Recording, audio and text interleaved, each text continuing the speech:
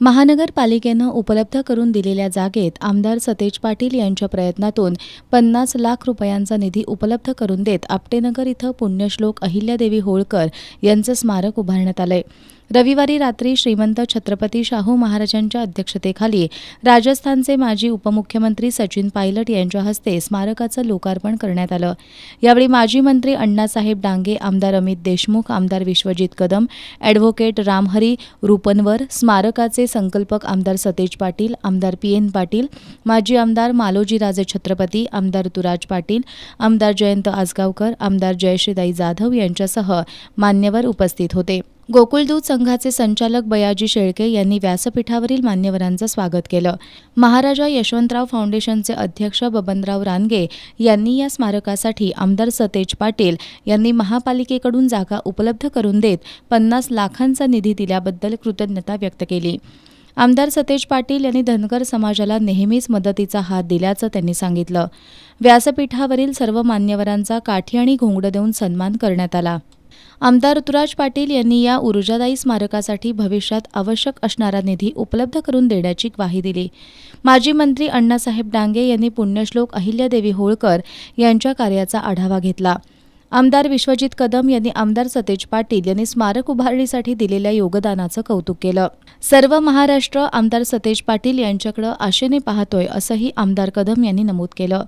आमदार अमित देशमुख यांनी पुण्यश्लोक अहिल्यादेवी होळकर यांचं कार्य अजरामर असून ते आजही प्रेरणा देत असल्याचं सांगत सध्याच्या राजकीय परिस्थितीवर मार्मिक भाष्य केलं. आणि ही प्रेरणा आज या पुतळ्याच्या निमित्तानं आपल्याला मिळते.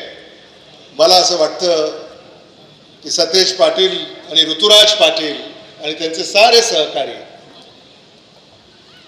यांचे खऱ्या अर्थानं आपण सगळ्यांनी आभार व्यक्त केले पाहिजेत. समाजानं आभार व्यक्त केले पाहिजेत. पुढारपण करणं फार सोपं आहे.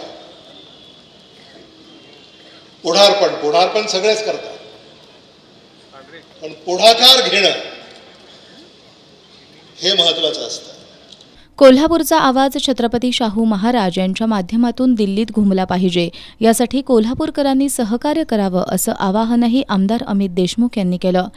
कोल्हापुरात आल्यावर महाराष्ट्रात कुणाचं सरकार आहे याचा विसर पडतो, कारण इथं सगळीकडे सतेज पाटील यांचंच काम बघायला मिळतं असंही त्यांनी नमूद केलं.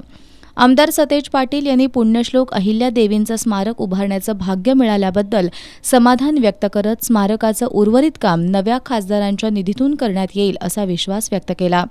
आता ढोल वाजवून भंडारा उधळायचाय, काठीनं गोंगडं घेऊन बाहेर पडत विचारांची लढायची आहे असं सूचक आवाहन सुद्धा आमदार पाटील यांनी केलं. पुढच्या 8 दिवसानंतर ढोल वाजणारच आहे, भंडारा उधळायचाच आहे, काठी हातात घ्यायचीच आहे, गोंगडं घेऊन बाहेर पडायचंच आहे आपल्याला. त्यामुळे अडचण कुठली या ठिकाणी नाही आहे. एका ताकदीनं या कोल्हापूर जिल्ह्यामध्ये आपण बाहेर पडूया, भंडारा उधळूया आणि एक विचाराची लढाई विचारानं लढण्याचं काम येणाऱ्या भविष्यकाळात आपण करूया, एवढाच विश्वास या निमित्तानं देतो. आमदार सचिन पायलट यांनी आमदार सतेज पाटील यांच्या सर्वसमावेशक कामांचं कौतुक केलं. पुण्यश्लोक अहिल्यादेवी होळकरांच्या समानतेच्या विचारांची समाजाला गरज असून हे स्मारक समाजाला हा विचार देईल असा विश्वास आमदार पायलट यांनी व्यक्त केला. कि कोई भी व्यक्ति हो जो जनप्रतिनिधि हो, जिन लोगों ने समाज के लिए, महाराष्ट्र के लिए, देश के लिए, संगठन के लिए काम किया, उन सबको साथ लेकर चलने की एक हम सब की पुरानी परंपरा है. और मैं समझता हूं कि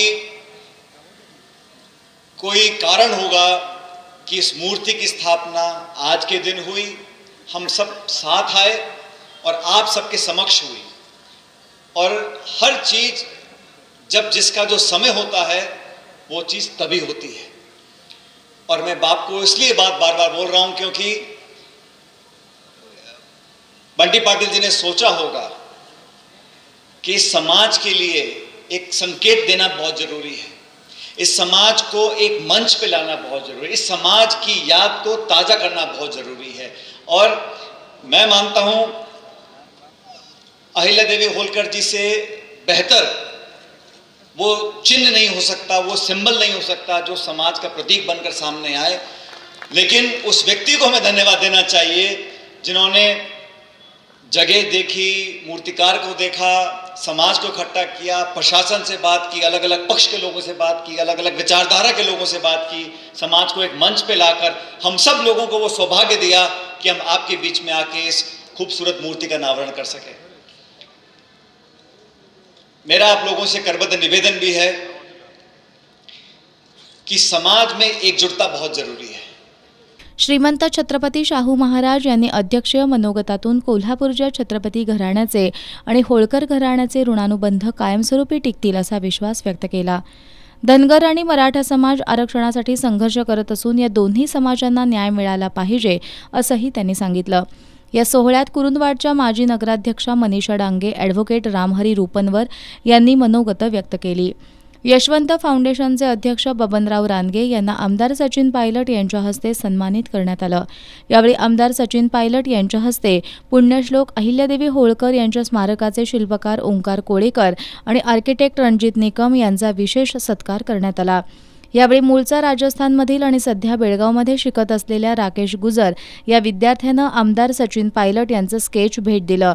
या समारंभाला शिवसेना उद्धव बाळासाहेब ठाकरे पक्षाचे सहसंपर्क प्रमुख विजय देवणे, माजी आमदार संजय बाबा घाटगे, राष्ट्रवादी काँग्रेस शरदचंद्र पवार पक्षाचे जिल्हाध्यक्ष व्ही पाटील, माजी महापौर निलोफर आजरेकर, माजी उपमहापौर संजय मोहिते, माजी स्थायी समिती सभापती शारंगधर देशमुख, काँग्रेसचे शहराध्यक्ष सचिन चव्हाण, गोकुळचे अध्यक्ष अरुण डोंगळे, माजी अध्यक्ष विश्वास पाटील, मराठा महासंघाचे राष्ट्रीय उपाध्यक्ष वसंतराव मुळीक, ॲडव्होकेट चिमणभाऊ डांगे, रामचंद्र डांगे, बाबूराव बोडके, संदीप मगदूम यांच्यासह धनगर समाजातील विविध संघटनांचे पदाधिकारी, धनगर समाजातील बंधू भगिनी तसंच विविध क्षेत्रातील मान्यवर उपस्थित होते।